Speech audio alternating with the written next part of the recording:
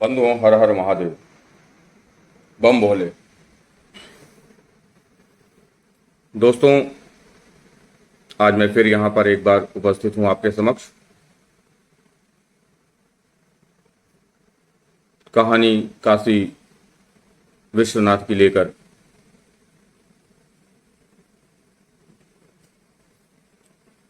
वो काशी विश्वनाथ जो कि संसार की सबसे प्राचीन नगरी है, जिसे स्वयं शिव ने बसाया है।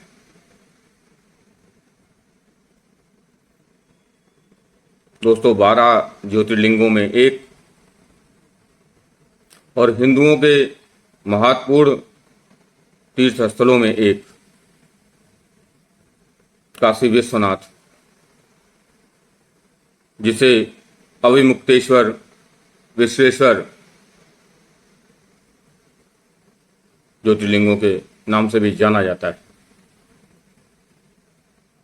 दोस्तों, काशी विश्वनाथ या अवमुक्तेश्वर या विश्वेश्वर या आदि विश्वेश्वर ज्योतिर्लिंग की जब हम बात करते हैं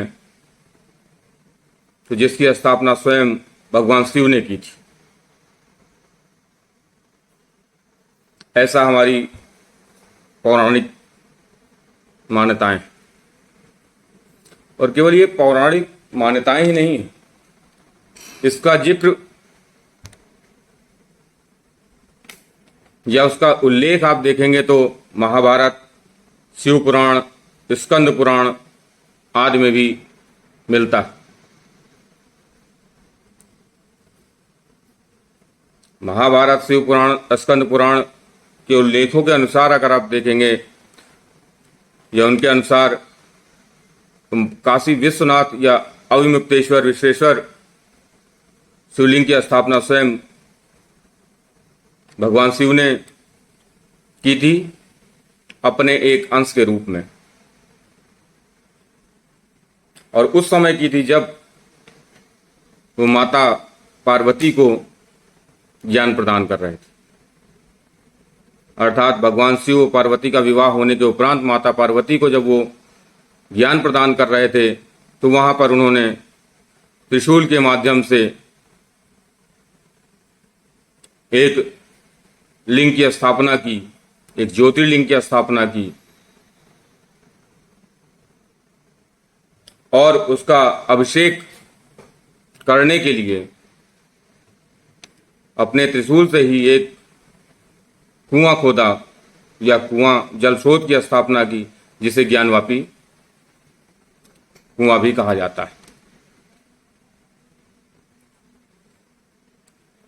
दोस्तों, उस तरह तो अवमुक्तेश्वर या विश्वेश्वर, विश्वेश्वर का मत अर्थ होता है, विश्वेश्वर का तात्पर्य होता है कि संसार का शासक, विश्व का शासक, जो कि स्वयं शिव।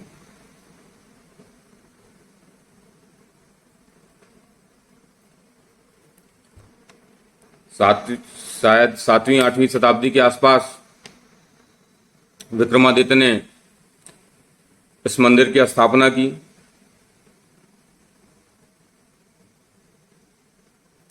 जिसका लगभग 11वीं शताब्दी के आसपास राजा हरिश्चंद्र ने जीर्णोद्धार कराया। दोस्तों, काशी विश्वनाथ मंदिर के बनने बिगड़ने का क्रम लगातार चलता। काशी विश्वनाथ मंदिर पे या विश्वेश्वर ज्योतिर्लिंग मंदिर पे कई बार आक्रांताओं ने आक्रमण करके उसका विध्वंस किया, लेकिन वह हर बार फिर एक नए रूप में बना या प्रकट हुआ। सर्वप्रथम 1194 में मोहम्मद गोरी के सिपह सालार कुतुबुद्दीन ऐबक ने इस मंदिर को ध्वस्त किया, जो मोहम्मद गोरी का एक कमांडर भी था। उसके करीब 100 साल के बाद एक गुजराती व्यापारी ने इस मंदिर का पुनर्निर्माण करवाया दोस्तों, काशी विश्वनाथ मंदिर पर दूसरा हमला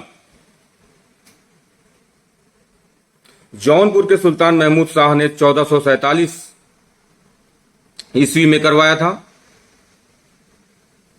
और इस बार मंदिर पूरी तरीके से ध्वस्त कर दिया गया,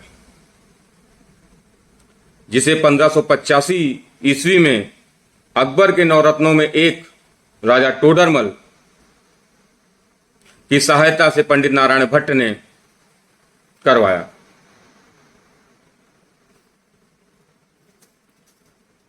दोस्तों, तीसरी बार 1642 ईस्वी में शाहजहां ने काशी विश्वनाथ मंदिर को ध्वस्त करने का आदेश पारित किया, परंतु हिंदुओं के प्रबल विरोध के कारण प्रमुख मंदिर को तोड़ा नहीं जा सका।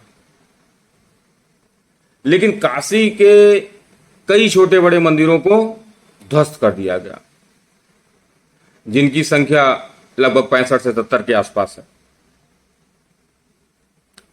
दोस्तों, 18 अप्रैल 1669 यानी 1669, 18 अप्रैल 1669 को औरंगजेब ने काशी विश्वनाथ मंदिर को तोड़ने का आदेश दिया। यह आदेश आज भी ऐतिहासिक लाइब्रेरी, एशियाटिक लाइब्रेरी कोलकाता में रखा हुआ है, सुरक्षित। दोस्तों, सितंबर 1669 यानी सितंबर 1669 में मंदिर तोड़ा गया और ज्ञानवापी मस्जिद का निर्माण हुआ मंदिर की जगह पे। लेकिन जब मंदिर तोड़ा गया तो मंदिर पूरी तरीके से तो ध्वस्त किया गया, लेकिन इसकी पश्चिमी दीवार, जो पश्चिमी दीवार थी, वो किसी कारण से या उन्होंने ध्यान नहीं दिया विध्वंसकारियों ने, जो कि लगभग सुरक्षित रह गई। आज भी लगभग मूल स्वरूप में ऐसे सुरक्षित है जिसे देख करके कोई बता सकता है कि हिंदू मंदिर की ही दीवार।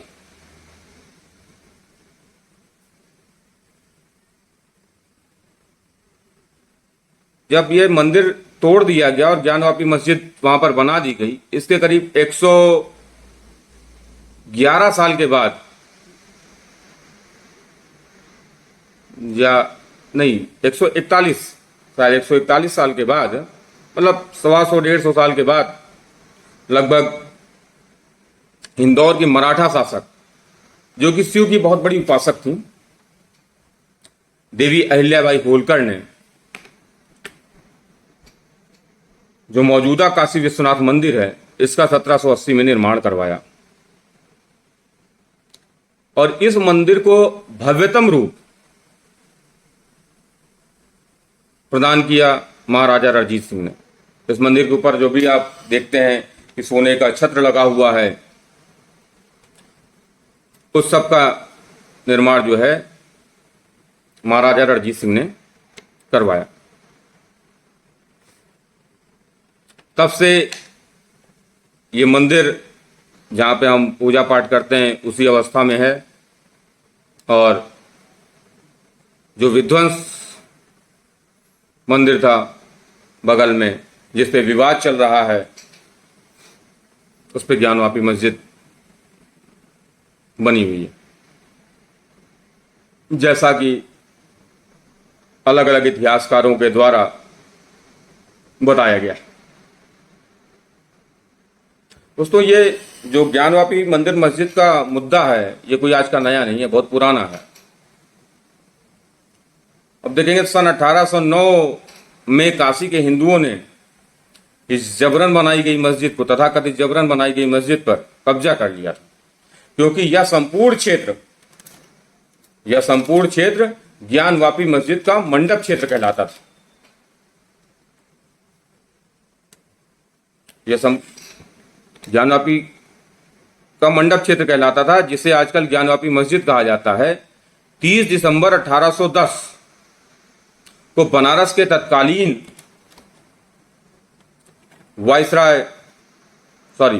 बनारस के तत्कालीन दंडाधिकारी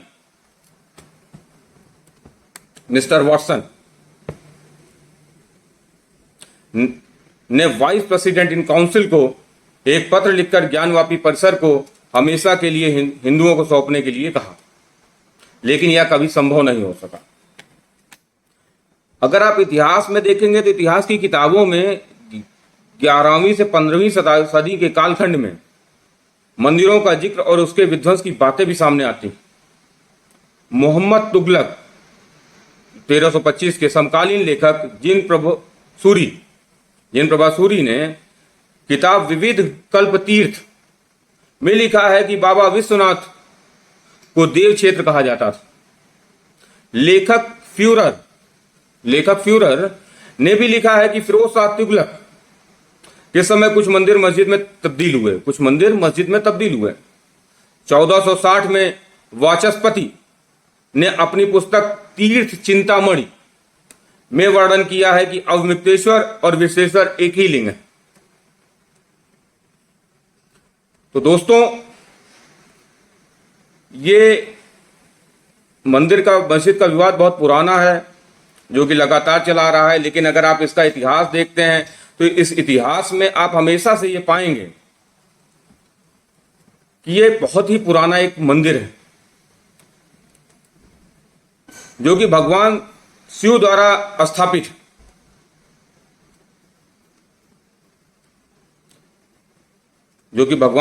स्थापित है।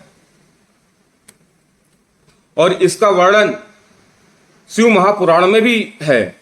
आप इसको इस रूप में भी देख सकते हैं कि शिव महापुराण में एक श्लोक की चर्चा है। एक श्लोक है शिव महापुराण में, एक श्लोक है कि अविमुक्तम स्वयं लिंगम स्थापितम परमात्मना ना कदाचित त्वया त्याज्यमिदम क्षेत्रम ममाम शकम।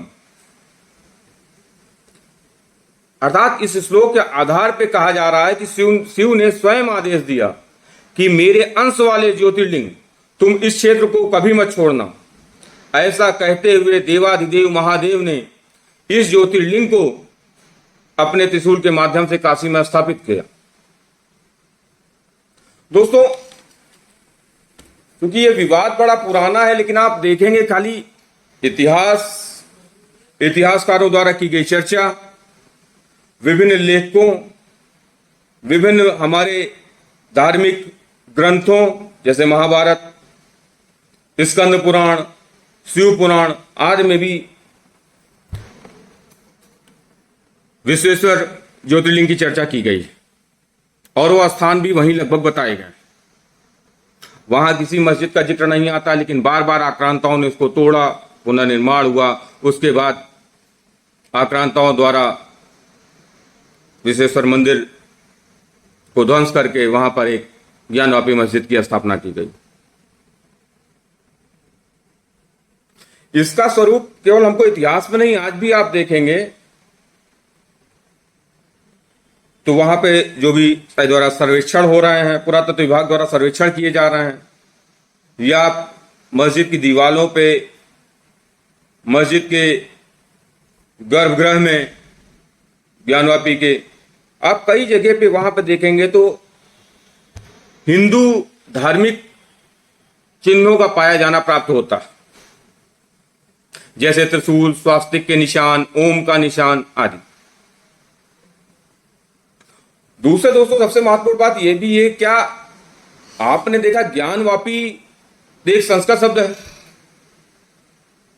ज्ञान मतलब ज्ञान, नॉलेज, जानकारी। वापी का मतलब कुआं, ज्ञान का कुआं। वो ज्ञानवापी का कुआं, ज्ञानवापी कुआं, जिसके जल को केवल सिरोधार्य करने से या मस्तक पान करने से या उसका पान करने से आपको ज्ञान की प्राप्ति होती है। जैसे आप कुछ भी करते हैं ज्ञान की प्राप्ति होती है। लेकिन किसी मस्जिद का नाम क्या आपने संस्कृत शब्दों के नाम पे सुना? ज्ञानवापी तो हमारा साहित्यों में भी उल्लेख है, हमारे पुराणों में भी उल्लेख है, धर्म ग्रंथों में भी उल्लेख है, विभिन्न इतिहासकारों द्वारा भी इसका उल्लेख किया गया है। वहां पर ये उसके नाम पर रखा गया है, जैसे साफ जाहिर होता है। फिलहाल मुझे तो यही लगता है कि वो मस्जिद विध्वंस पे ही बनी। उसे आप देखेंगे भाइयों, तो हमारे मुस्लिम भाइयों में भी, उनकी शरीयत में, उनके कुरान में या उनके धर्म ग्रंथों में भी, मैं उनके धर्म ग्रंथों को बहुत ज्यादा तो नहीं जानता हूं, लेकिन इतना अवश्य जानता हूं कि उनके धर्म ग्रंथों में भी इस चीज का उल्लेख है कि मंदिर का निर्माण या तो खरीदी हुई जमीन पर, या तो मस्जिद का निर्माण या तो खरीदी हुई जमीन पर या मस्जिद के लिए ही दी गई या दान स्वरूप दी गई जमीन पर ही मस्जिद का निर्माण होगा। किसी के मकान, किसी धार्मिक ग्रंथ या किसी धार्मिक स्थान, किसी अन्य के धार्मिक स्थान पे जबरन कब्जा करके मस्जिद का निर्माण नहीं किया जा सकता। उससे उनका अल्लाह खुदा खुश नहीं होता। फिर भी उन लोगों ने निर्माण किया।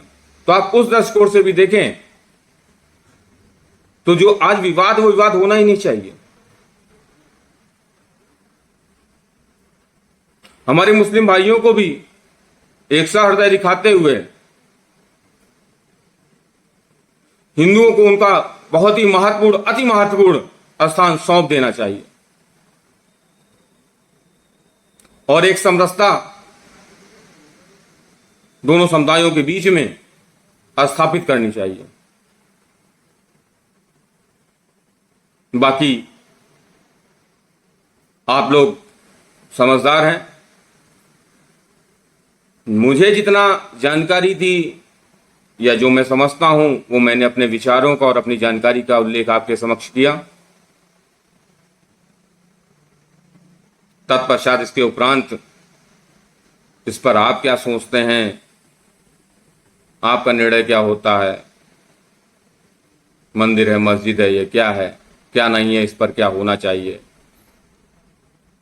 वो आपका आकलन है या आपका जवाब। मित्रों, अगर आपको मेरे द्वारा दी गई जानकारियां उपयुक्त लगती हैं, अच्छी लगती हैं, तो कृपया इस चैनल को सब्सक्राइब और लाइक करें। धन्यवाद मित्रों। हर हर महादेव।